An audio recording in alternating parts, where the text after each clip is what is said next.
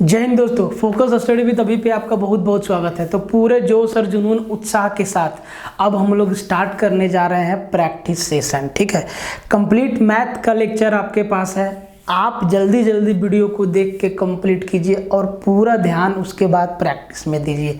ठीक है, प्रैक्टिस ऐसा चीज़ है ना जो आपको वहाँ तक पहुँचा सकता है जहाँ आप जाना चाहते हैं। प्रैक्टिस में अगर कमी किए तो फिर दिक्कत हो जाएगा। प्रैक्टिस का लेवल कैसा रहेगा, देखिए कंप्लीट बातें आपको अभिषेक सर बता चुके हैं, तो हम उन्हीं बातों को दोहराने में टाइम नहीं लेंगे।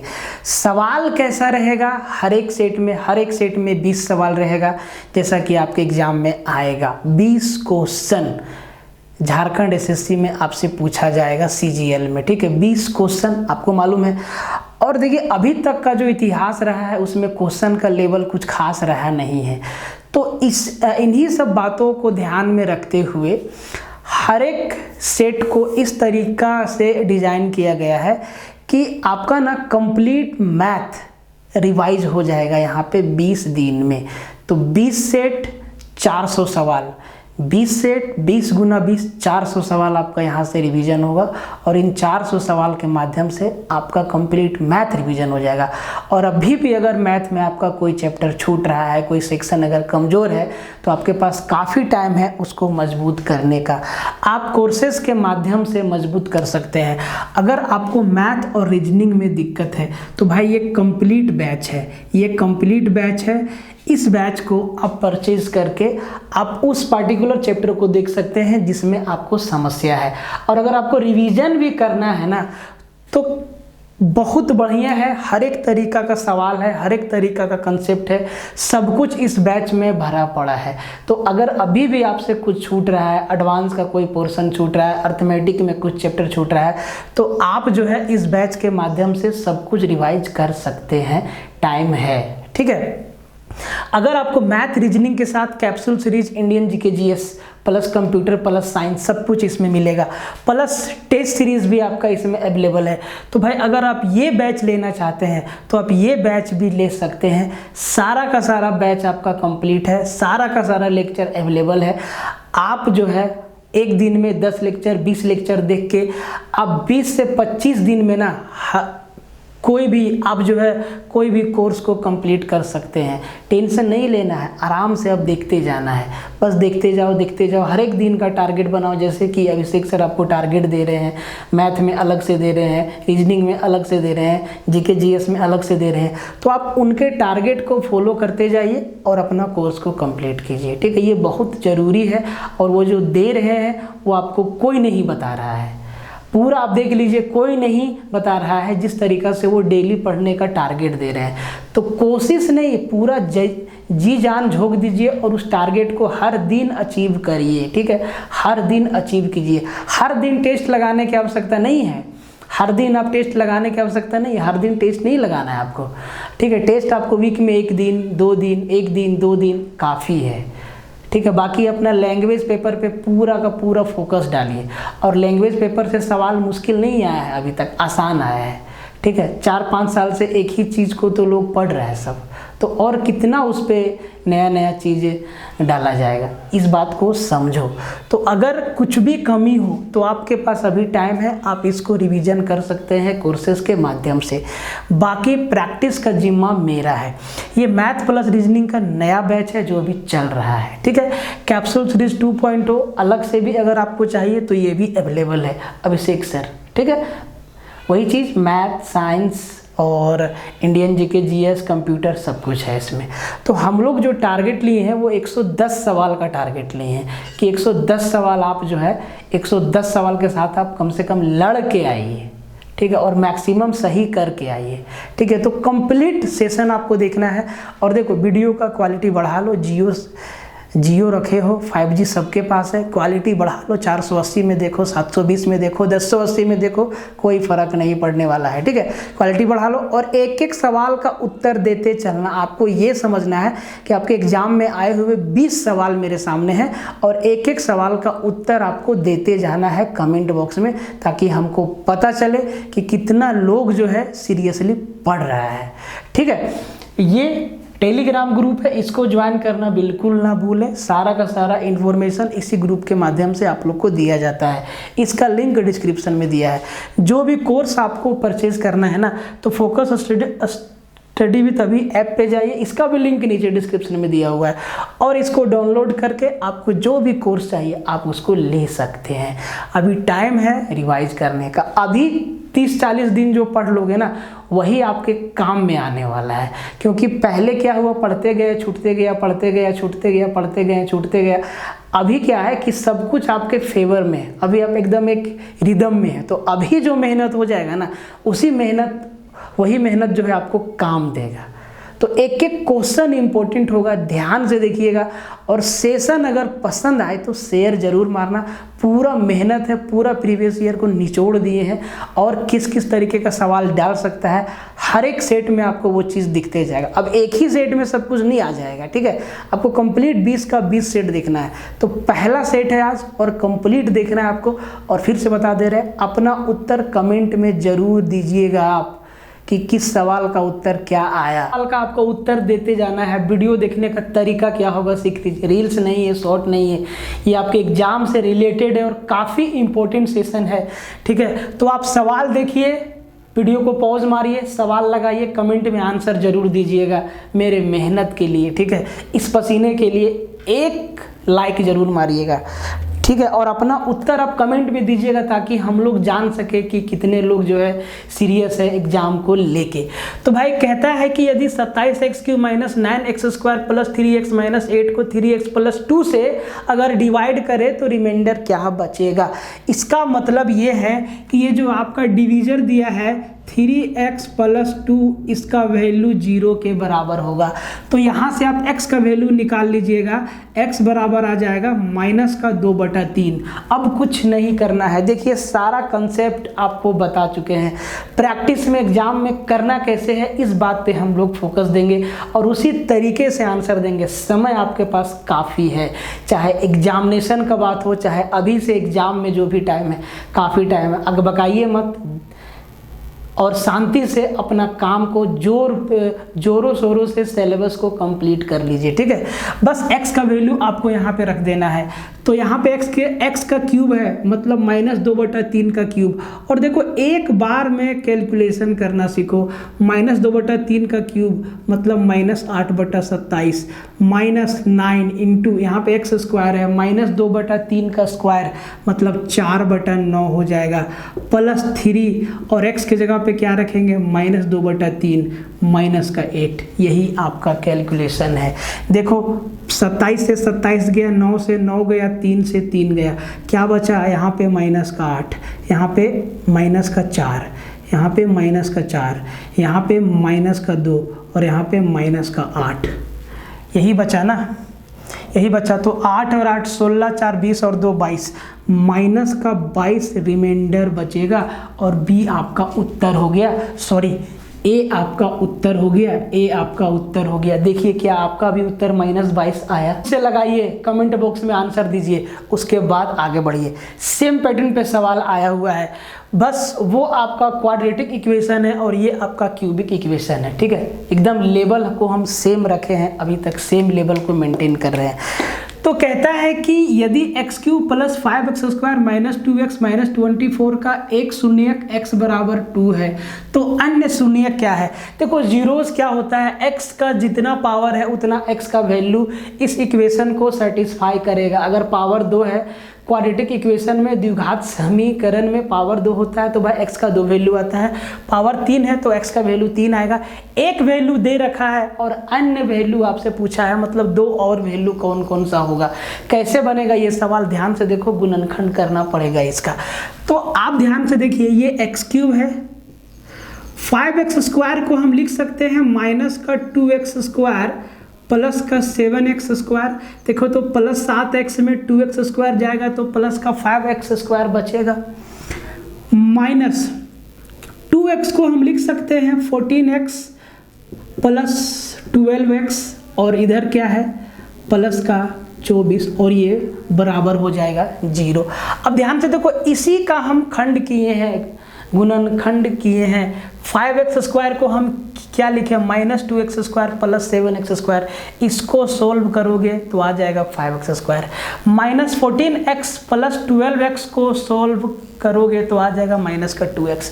ऐसा इसीलिए कि क्योंकि x बराबर 2 दिया है, इसका मतलब ये x - 2 बराबर 0, x - 2 इसका एक फैक्टर होगा, एक गुणनखंड होगा। तो भाई x - 2 हमको दिखना चाहिए।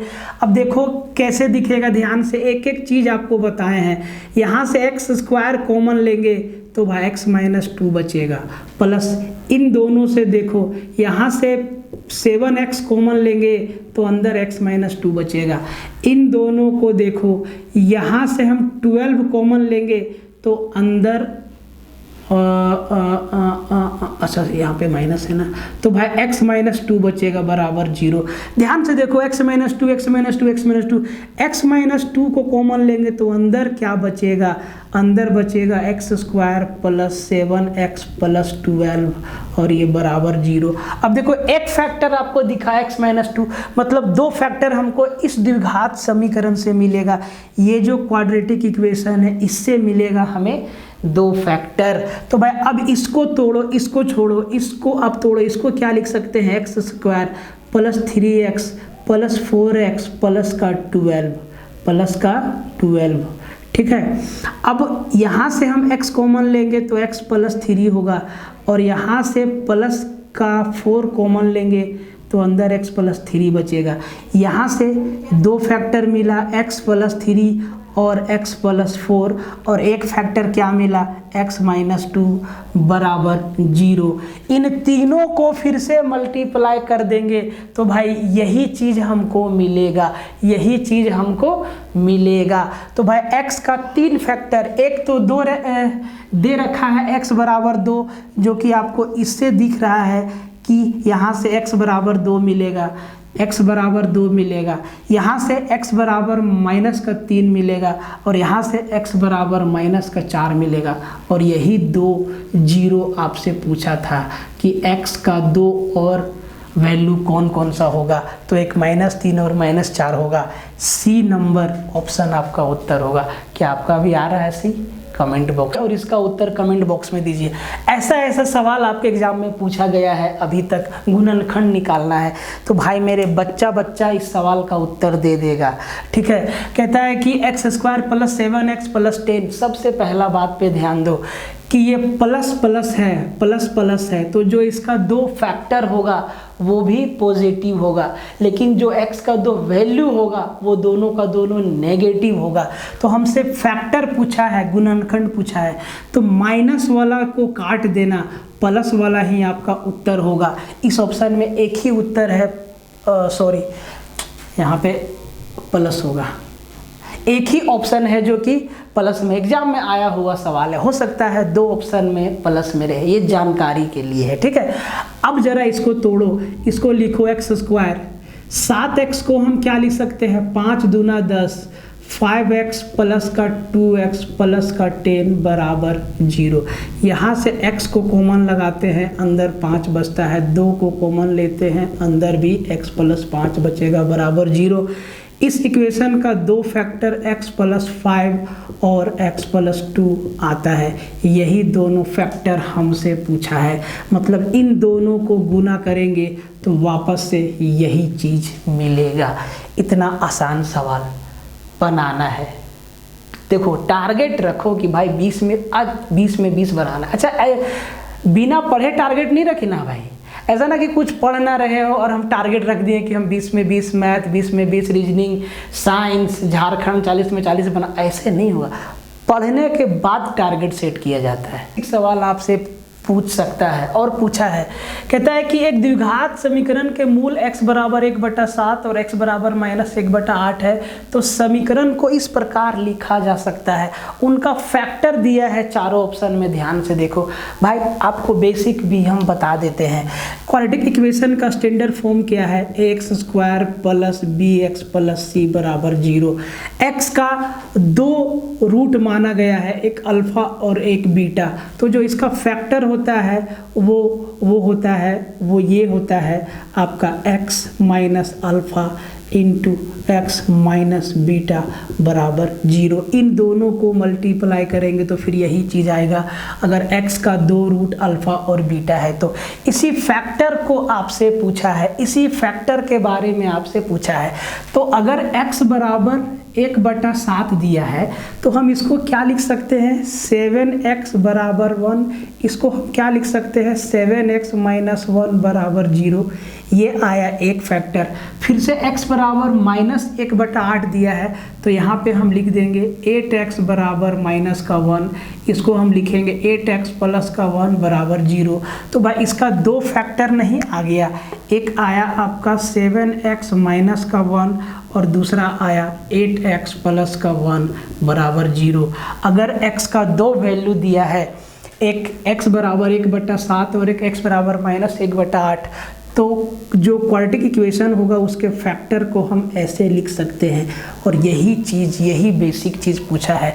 कौन सा ऑप्शन में है सर, डी नंबर में है। क्या आपका भी उत्तर आ रहा है, बताते चलिएगा। यह जो 28 जनवरी के पेपर में था, ठीक है, ऐसा नहीं कि लेवल यही रखेंगे, हर एक सेट में आपको अलग अलग तरीके का सवालों का मिक्सचर मिलेगा जो कि एक्सपेक्टेड होगा, ठीक है। और ऐसा बात नहीं कि हम लोग 20 सेट लगाएंगे और मतलब ऐसे हवा में चला जाएगा मेहनत, ऐसा नहीं सोचना है। बहुत इंपॉर्टेंट होगा 20 सेट, ठीक है।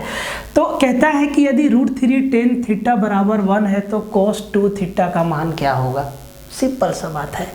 अगर tan थीटा बराबर हम यहाँ से देखें तो ये हो जाएगा 1/√3।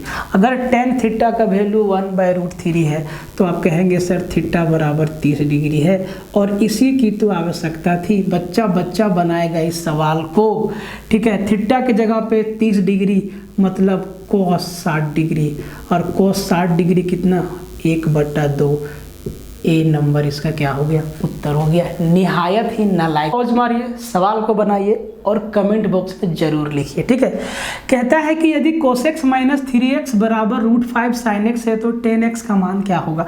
एकदम वही लेवल रखे हैं, ठीक है, आपको टेंशन नहीं लेना है, ठीक है। तो अब ध्यान से देखो कि भाई cos x माइनस 3x बराबर √5 sin x है, तो भाई मेरे हमसे पूछा है कि tan x का वैल्यू क्या होगा। अब ध्यान से देखो tan x का वैल्यू निकलेगा कैसे। वैल्यू पुट करने का सोचना भी मत, सवाल को दाएं बाएं करके देखो। अगर हम -3 sin x को उधर लेके जाएं तो ये क्या हो जाएगा, ये हो जाएगा cos x बराबर √5 sin x plus 3 sin x। अब हमें tan x का वैल्यू चाहिए, तो tan क्या होता है, साइन बटा कोस। तो हम चाहे तो सबको कोस से भागा दे दे और चाहे तो सबको साइन से भागा दे दे। आसान कौन सा होगा, तो भाई सबको कोस से भागा सबको साइन से भागा दे दो। सबको साइन से भाग लगा देंगे, इसको भी साइन से भागा देंगे, इसको भी साइन से भागा देंगे, इसको भी साइन से भागा देंगे। तो यहाँ साइन साइन कट जाएगा, यहाँ साइन साइन कट जाएगा, कोस बटा साइन क्या हो जाएगा, कोट एक्स बराबर ये क्या हो जाएगा 3 प्लस √5 हो जाएगा।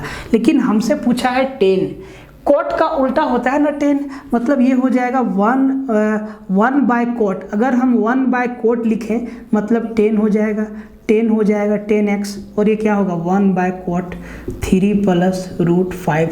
अब देखो इस फॉर्मेट में आंसर है नहीं, रेशनलाइज करना होगा किससे, 3 माइनस √5 अपॉन 3 माइनस √5। नीचे क्या हो जाएगा 3 का स्क्वायर 9 और √5 का स्क्वायर 5, 3 में 9 गया 9 में 5 गया, नीचे हो जाएगा 4 और ऊपर क्या बचेगा 3 माइनस √5। 3 माइनस √5 अपॉन 4, ए आपका क्या हो गया सीधा। कहता है कि यदि सेक का power 4x minus sec square x बराबर 3 है तो 10 का power 4x plus 10 square x का मान क्या होगा। सवाल यही है, सवाल यही है। एकदम बेसिक और सीधा फॉर्मूला से बनने वाला सवाल है, ये सब वैल्यू आपको सोचने की आवश्यकता है ही नहीं, ठीक है। अब आप ध्यान से देखो, ये दिया हुआ है और ये लाना है, तो आपके दिमाग में चलना चाहिए कि sir sec square theta minus 10 square theta बराबर 1 होता है, मतलब 10 स्क्वायर थीटा को हम 1 प्लस 10 स्क्वायर थीटा बराबर 1 माइनस सेक स्क्वायर थीटा तो हम लिख ही सकते हैं। अब उसी चीज़ को दिमाग में रखो और यहाँ से हम अगर सेक स्क्वायर x को कॉमन ले ले तो अंदर बच क्या जाता है, अंदर बच जाता है सेक स्क्वायर x माइनस 1 बराबर 3, ठीक है। और सेक स्क्वायर एक्स माइनस 1 बराबर हम क्या लिखेंगे, बोले सर टेन स्क्वायर एक्स, इधर बराबर 3। और सेक स्क्वायर एक्स बराबर हम सर क्या लिख दे, सेक बराबर हम क्या लिख दे, 1 प्लस टेन स्क्वायर एक्स, इसका वैल्यू, ठीक है। अब सर इसको मल्टीप्लाई कर दो तो ten square into 1 ten square x plus ten square x into ten square x, 10 का पावर 4x बराबर क्या रह गया, 3 रह गया। मतलब जो दिया है वही आपका क्या है, उत्तर है। आपका भी आ रहा है कि नहीं, कमेंट में लिखते चलिए। वीडियो इतना बेसिक सा सवाल है, इस सवाल का उत्तर कमेंट बॉक्स में जरूर दीजिएगा। कहता है कि राधा का मासिक वेतन 16,000 था और 1 साल बाद उसको वेतन वृद्धि, उसका वेतन बढ़ के 16,800 हो गया। तो कहता है कि वेतन वृद्धि का प्रतिशत निकालना है।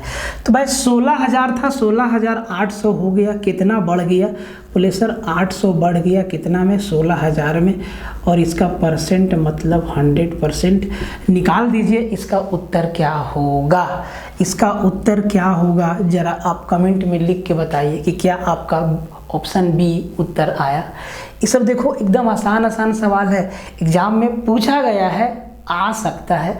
और देखो अगर ऐसा सवाल पूछा जाएगा तो हर कोई बनाएगा, ऐसा बात नहीं कि नहीं बनाएगा सवाल, ठीक है। सारा का सारा सवाल कहता है कि यदि x बराबर 7 + 4√3 है तो x square plus 1/x square का मान क्या हो जाएगा।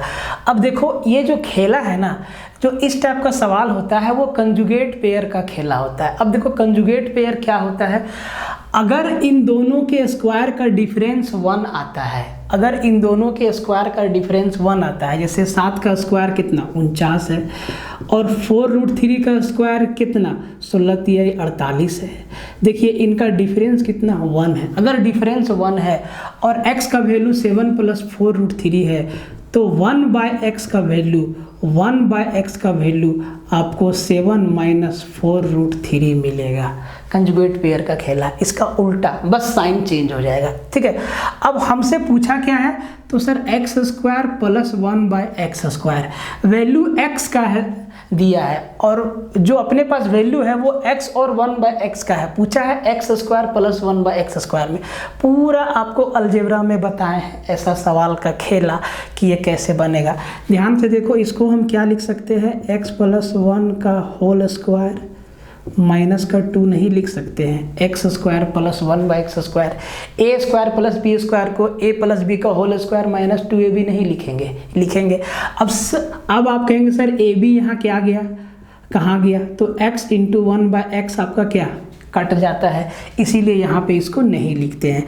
अब देखो x + 1/x 7 + 4√3 प्लस 7 - 4√3 का स्क्वायर -2, ये आपका माइनस प्लस 4√3 क्या हो गया, कैंसिल, 7 और 7 14 का स्क्वायर 196, 196 में 2 जाता है 194।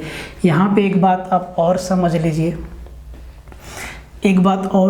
लीजिए, अच्छा यहीं से आपका हो जाएगा काम, एक्स्ट्रा दिमाग नहीं देंगे आपको हम एक्स्ट्रा लोड नहीं देंगे याद रखने का कुछ, इसी तरीक़ा से आप कर दीजिएगा। नहीं सकता है कि इस टाइप का सवाल एग्जाम में नहीं आएगा या नहीं आया हुआ है। कहता है कि यदि 2 वृत्तों के क्षेत्रफलों का अनुपात 9:16 है तो निम्नलिखित में से कौन सा उनकी परिधि का अनुपात होगा। सरकमफेरेंस का रेशियो पूछा है, बहुत ही आसान सवाल है, एक कंसेप्ट आपको बताए हैं, ठीक है। तो इस सवाल को एग्जाम में करना कैसे है ये सीखो।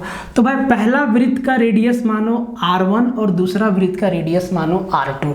तो भाई एरिया का रेशियो क्या होगा, πr1 स्क्वायर अनुपात πr2 का स्क्वायर।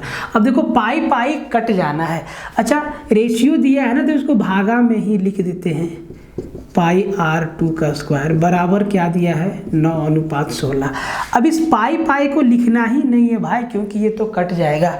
अब देखो r1 का स्क्वायर और r2 का स्क्वायर, स्क्वायर हटेगा तो इधर रूट चढ़ेगा, तो r1/r2 क्या हो जाएगा, √9 मतलब 3 और √16 मतलब 4। इनका रेडियस का अनुपात 3:4 है, तो इनका परिधि का अनुपात क्या होगा भाई। देखो परिधि में भी 2π कट जाएगा, तो पहला वाला सर्कल का परिधि 2πr1 अनुपात 2πr2। तो देखो 2 पाई से 2 पाई गया, R1 मेरा 3 है और R2 मेरा 4 है। 3:4 मेरा क्या हो गया, परिधि हो गया, सरकमफेरेंस का रेशियो हो गया ऑप्शन ए। ऐसा ना कि ऑप्शन बी मार देना, ऑप्शन देखो इसी टाइप का देता है 3:4, 4:3। अगबका के 4:3 ना मार दो, पहले रेडियस 1 फिर रेडियस 2, उनकी परिधि का अनुपात क्या होगा। जिस ऑर्डर में सवाल पूछा है उसी ऑर्डर में आपको जवाब। 11 कहता है कि 7 संख्याओं का औसत 70 है, पहली 3 संख्याओं का औसत 30 है और अंतिम 3 संख्याओं का औसत 40 है, तो मध्य वाली संख्या क्या होगी। एकदम आसान सवाल है। The average of 7 number is 70, the average of first 3 number is 30 and that of last 3 number is 40, then what will be middle number. बीच वाला संख्या क्या होगा, बीच वाला संख्या आपसे पूछा है। ऐसे 7 संख्या होगा, 1 2 3 4 5 6 7, ठीक है। तो ये जो बीच वाला संख्या है ये हमसे पूछा है और सबको जोड़ के 7 से भागा दिया तो कितना आया, 70 आया। मतलब 70 को 7 से गुना करेंगे, 7 7 49, सबको जोड़ेंगे तो 490 आएगा। पहला 3 संख्या का एवरेज, इसको और इसको जोड़ के 3 से भागा दिया तो 30 आया। मतलब इन तीनों संख्या का जोड़ 30 तिहाई 90 आया। आखिरी का 3 संख्या को जोड़ के 3 से भागा दिया तो 40 आया। मतलब इन तीनों का जोड़ 40 तिया 120। सर 90 और 120 जोड़ दो, कितना हो गया 210। 210 को अगर हम 490 में घटा दें तो बचता है 280। कितना बचता है 280। मतलब बीच में कौन संख्या है 280। और ये आपका क्या हो गया उत्तर। कई तरीके होते हैं इसके आंसर देने के, उन झमेलों में हम आपको कभी नहीं डाले हैं, नहीं डालेंगे। भाई बेसिक से उत्तर तो आ जा रहा है फटाफट, तो क्यों डेविएशन मेथड लगाएं। ये वो फल आपका बेसिक सवाल आपसे पूछा गया है। कहता है कि निम्न में से कौन सी 3 अंकीय सबसे छोटी संख्या है जो आसानी से 4 और 7 दोनों से विभाज्य है। कोई नंबर अगर 4 और 7 दोनों से डिविजिबल है एक साथ, इसका मतलब है कि वो नंबर 4 गुना 7 28 से भी डिविजिबल होगा। ठीक है, 28 से भी डिविजिबल होगा, वो पहला नंबर होगा। ये सबसे छोटा नंबर है जो 4 और 7 से एक साथ डिविजिबल है। अब देखो 28 के टेबल में जितना भी नंबर आएगा सारा का सारा नंबर 4 और 7 से डिविजिबल होगा। तो भाई अब ध्यान से देखो, 3 अंकों की सबसे छोटी संख्या बोला है, तो 28 का टेबल पढ़ते जाओ। 28 तूने 56 तिया चौके 112, 4 बार में 112 आएगा। ये 3 अंक का सबसे छोटा संख्या है जो 4 और 7 दोनों से डिविजिबल है। ठीक है, तो इस टाइप का सवाल बड़ा फॉर्मेट में भी आ सकता है, मुश्किल बना के भी। तो नंबर सिस्टम में आपको डिटेल में बताए हैं ये चीज़, और उत्तर कमेंट बॉक्स में दीजिए। कहता है कि a horse is tied to a pole with a rope, the horse move a circular path keeping rope straight when it covers a distance of 35 metre and angle of 60 degree is subtended at the centre, what is the length of the rope. रस्सी का लंबाई क्या है, मतलब circle का radius पूछा है। भाई यहाँ पे एक पोल है और ऐसे घोड़ा बंधा है, ऐसे लंबा घोड़ा बंधा है। अब घोड़ा ना ऐसे घूमता है, तो भाई पूरा सर्कल पे घोड़ा नहीं घूमता है। कहता है कि जब वो 35 मीटर जाता है तो सेंटर पे 60 डिग्री का एंगल बनता है। मान लो कि ये यहाँ से गया और यहाँ से यहाँ तक का डिस्टेंस 35 मीटर है, यहाँ से यहाँ तक का डिस्टेंस 35 मीटर है, और यहाँ पे उसी टाइम 60 डिग्री का कोण बना। तो कह रहा है कि रस्सी का लंबाई मतलब रेडियस आपसे पूछा है। कई तरीके हैं इस सवाल को बनाने के, आपको सबसे आसान तरीका और लॉजिकल तरीका बताते हैं। एक बात बताइए, पूरा सर्कल पे कितना डिग्री का एंगल बनेगा, तो आप कहेंगे सर 360 डिग्री। 360 डिग्री को हम 6 गुना 60 लिख सकते हैं। बोले सर लिख सकते हैं, ऐसा क्यों लिखे अभी बताते हैं। जब वो 60 डिग्री का एंगल बनाया तब वो परिधि पे 35 मीटर का डिस्टेंस कवर किया। समझिएगा, 35 मीटर का डिस्टेंस कवर किया। मतलब अगर घोड़ा को पूरा घुमा दे तो परिधि पे जो डिस्टेंस कवर करेगा वो 35 गुना 6 मीटर।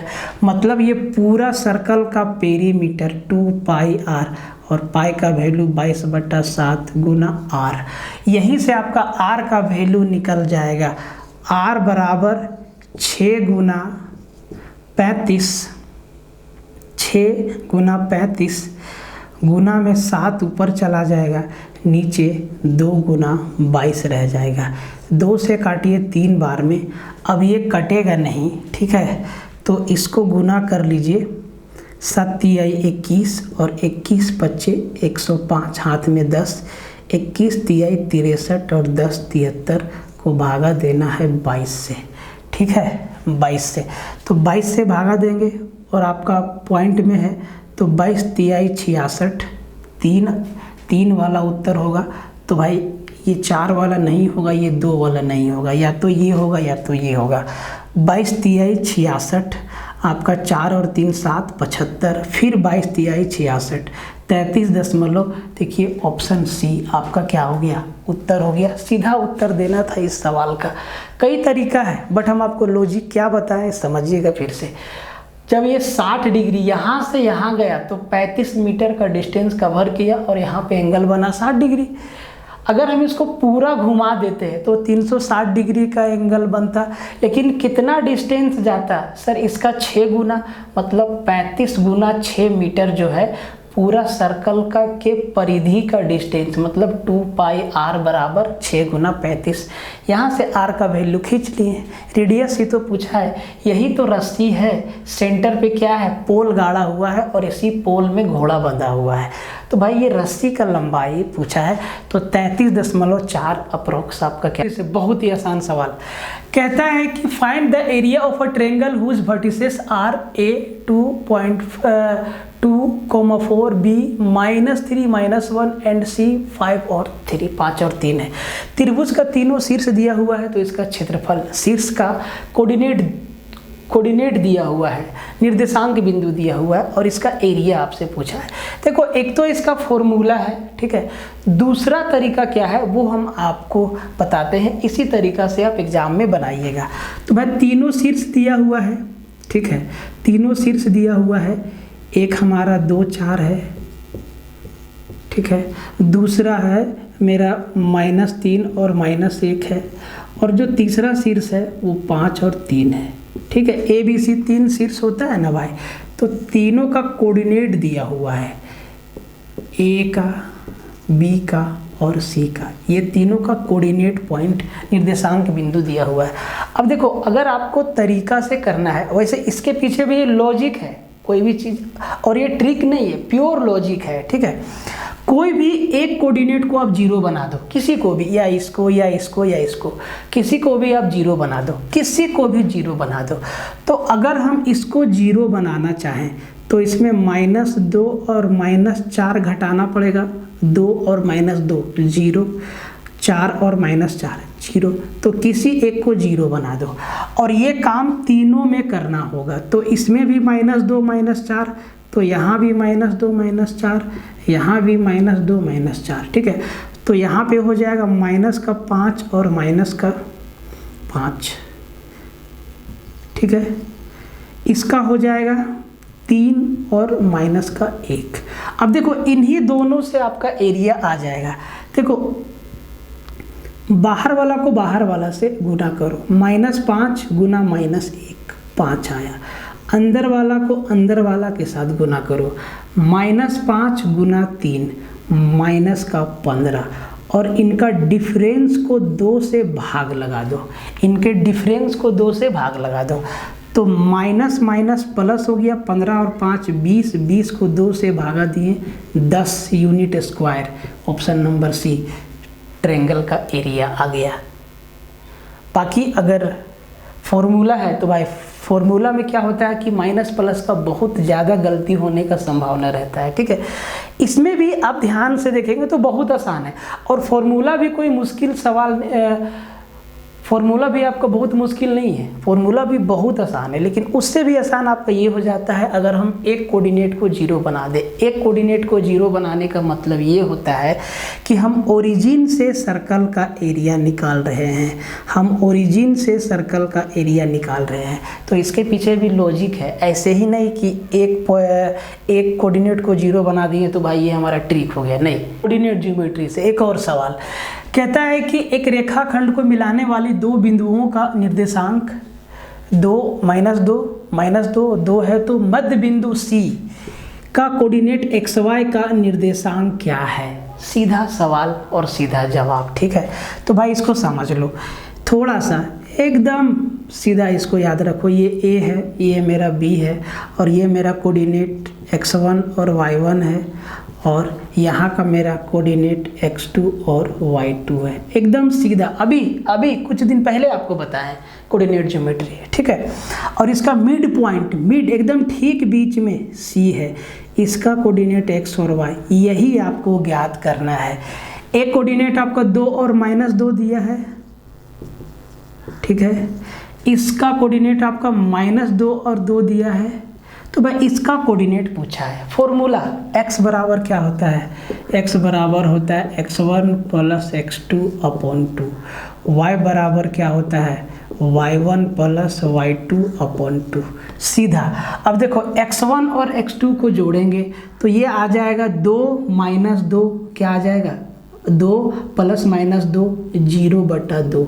तो सर x का कोऑर्डिनेट क्या आ जाएगा 0, और y को y1 + y2, तो -2 + 2 0, y का भी कोऑर्डिनेट क्या आ जाएगा 0, तो x और y का कोऑर्डिनेट क्या आ जाएगा 0 0।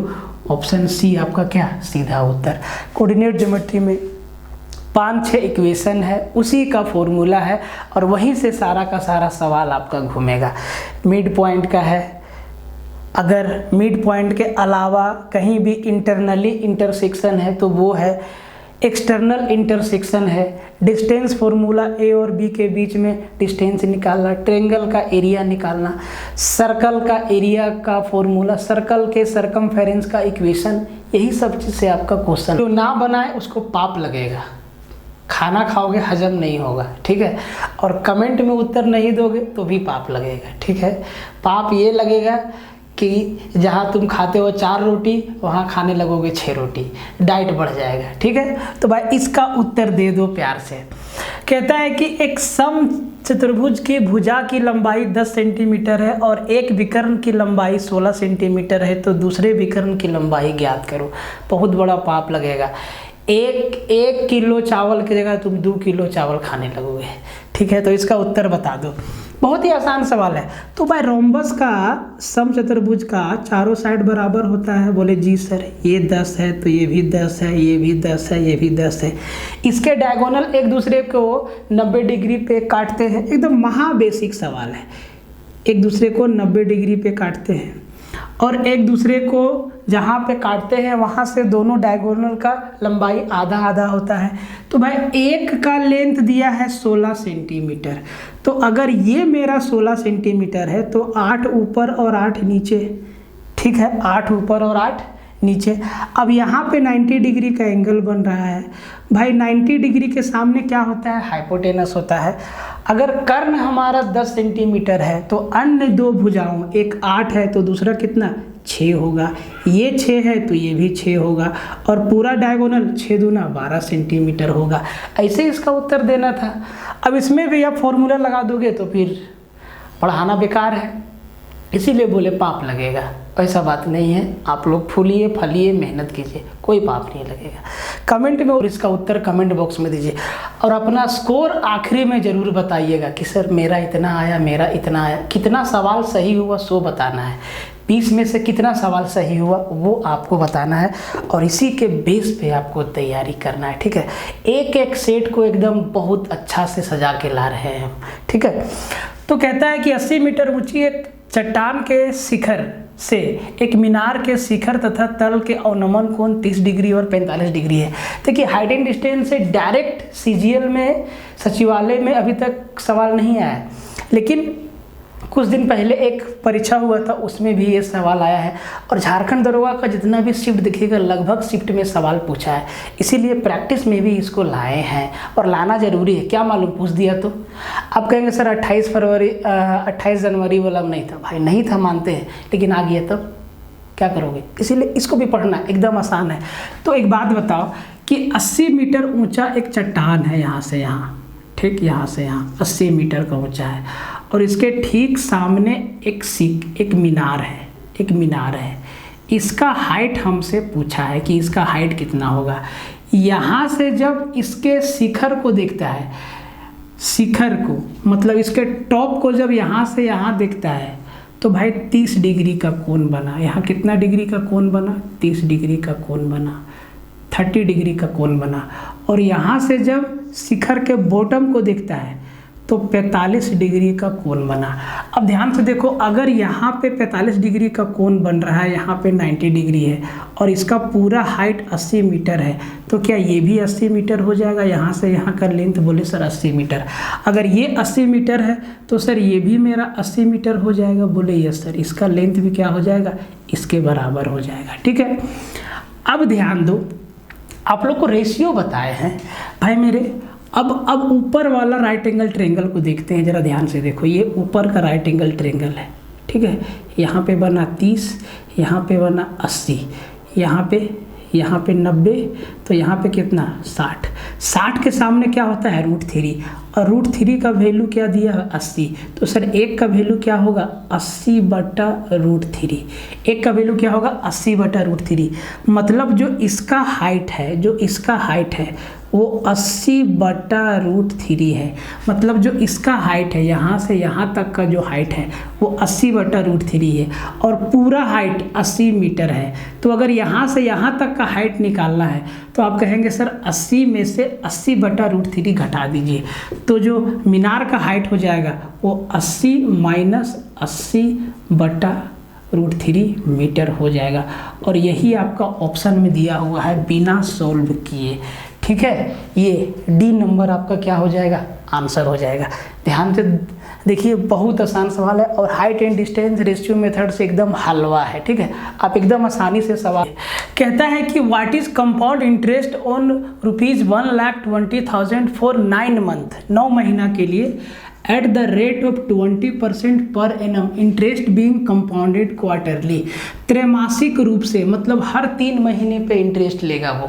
तब 9 महीना के लिए 1,20,000 रुपया उधार दिया, 20% पर एनम वो रेट रखा है वार्षिक। तो भाई उसका इंटरेस्ट कितना होगा? सबसे पहला यहाँ पे साल, अगर 1 साल देगा तब 20% लेगा। कह रहा है कि हम हर 3 महीना पे लेंगे, मतलब साल में 4 बार लेगा। तो भाई इंटरेस्ट को जो हमारा रेट है उसको भी 4 भाग में बांटना पड़ेगा। तो 20 को 4 से भागा देंगे तो रेट क्या आएगा सर? 5%। और टाइम क्या सर? 3 बार लेगा वो, 3 साइकिल लेगा। 3 महीना पे, 3 महीना पे और 3 महीना पे, 9 महीना में वो 3 बार ब्याज लेगा। ठीक है, तो एकदम आसान है। तो भाई रेट मेरा 5% है, तो 1,20,000 का 5% कितना? तो भाई 10% हो गया 12,000 और 5% हो गया 6,000। मतलब पहला 3 महीना के बाद वो 6,000 रुपया लेगा इंटरेस्ट। अगर सिंपल इंटरेस्ट रहता तो वो 6,000 3 बार लेता, लेकिन क्या है? कंपाउंड इंटरेस्ट है, इंटरेस्ट पे भी इंटरेस्ट लगता है। तो ये ऑप्शन तो आपका गया, 18,000 तो होगा नहीं। अब देखो, जब वो कंपाउंड इंटरेस्ट लेगा तो भाई पिछला साल पे भी, पिछला 3 महीना का जो ब्याज है 6,000, उस पर भी 5% लेगा। तो 6,000 का 5%, यहाँ 10%, 600, 300। ये 300 यहाँ भी लेगा, ये 300 आपका यहाँ भी लेगा। ठीक है, ये 300 आपका यहाँ भी लेगा। ठीक है, हम कोई ऑप्शन गलत लिखे हैं। और फिर इसका भी 300 लेगा। ठीक है, प्लस 10-15 रुपया और लेगा। ठीक है, तो ये 18,000 और ये आपका 300, 18,915। कहीं पे हम ऑप्शन गलत लिख दें क्या? हम ऑप्शन गलत लिख दिए क्या? ऑप्शन हम गलत लिख दिए क्या? 1 मिनट। हाँ, ऑप्शन हम गलत लिख दिए। 18,900 क्या है? 18,915 रुपया, 18,915 रुपया। यही ऑप्शन नंबर सी आपका क्या हो जाएगा सर? उत्तर हो जाएगा। कई तरीके हैं उत्तर देने के। हम सिंपल इंटरेस्ट को कंपाउंड इंटरेस्ट में घुसा के आंसर निकाल लेते हैं। अगर सिंपल इंटरेस्ट होता है तो 6,000 6,000 6,000 3 बार, तो 18,000 तो हमको ऐसे ही मिल जाता। और ये है कंपाउंड इंटरेस्ट का खासियत क्या है? इंटरेस्ट पे भी इंटरेस्ट मिलेगा। इस पे भी 300, इस पे भी 300 और इस पे भी 300, तो 3 3 3 900। ठीक है, और इस पे भी 5%। तो इसका 5% 15 रुपया, 18,915 रुपये उसको क्या मिलेगा 9वां महीना के लास्ट में इंटरेस्ट के रूप में। एक बना के इसका आंसर कमेंट बॉक्स में दीजिए, ठीक है। एकदम आसान सवाल है, एग्जाम में ऐसा सवाल कई बार आया है, ठीक है, इसीलिए प्रैक्टिस करना बहुत ज़रूरी है। अब हर शिफ्ट में ऐसा सवाल नहीं रहेगा भाई, सवाल आपका चेंज रहेगा, ठीक है, ताकि हर तरीके का सवाल हम लोग यहाँ पे लगा सकें, पूरा आपका मैथ्स रिवीजन हो जाए इस 20 सेट के माध्यम से। कहता है कि दो संख्याओं का योग 24 है और उनका अंतर 2 है। यह मान कर कि पहली संख्या दूसरी संख्या से बड़ी है, उनका अनुपात खोजें।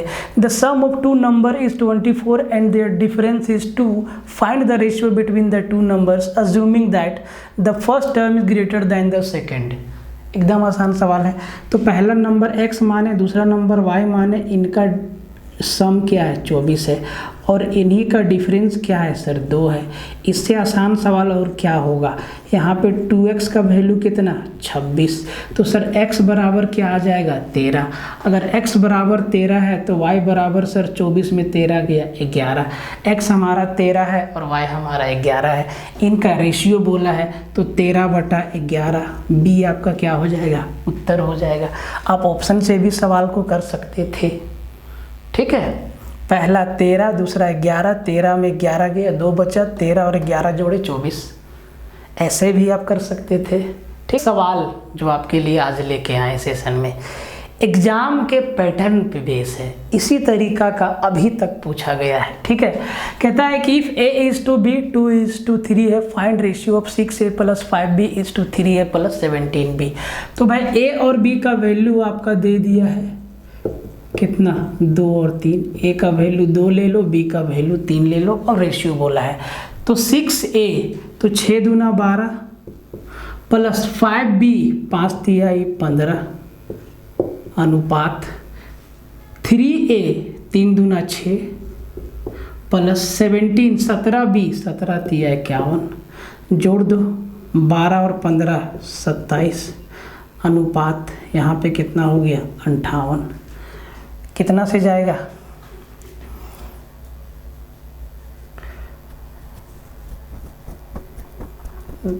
तो जा ही नहीं रहा है भाई, कहीं पे हम गलती किए क्या। 2 और 3 है 6a + 5b तो 6 दूना 12 और 5 तिहाई 15, 3 दूना 6 और 17 तिहाई 51, सही है, ठीक है।